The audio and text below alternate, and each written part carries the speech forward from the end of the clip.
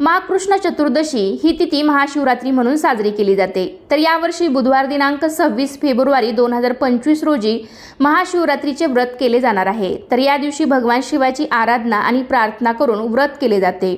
महाशिवरात्रीच्या दिवशी उपवास आणि पूजा केल्यामुळे जीवनात अपार सुख आणि समृद्धी प्राप्त होते। उपवासाच्या दिवशी आपल्याला नेहमीपेक्षा थोडं आणि सात्विक अन्न घ्यायचं आहे, कारण काही उपवास असे आहेत की जे दुसऱ्या दिवशी सोडले जातात, जसे की हरतालिकेचा उपवास असेल, एकादशीचा असेल किंवा महाशिवरात्रीचा असेल। तर हे उपवास आपण दुसऱ्या दिवशी सोडतो, त्यामुळे या दिवशी कमी प्रमाणात आणि पचायला हलके असे पदार्थ आपण खावेत, कारण उपवास करणे म्हणजेच पोटाला आराम देणे।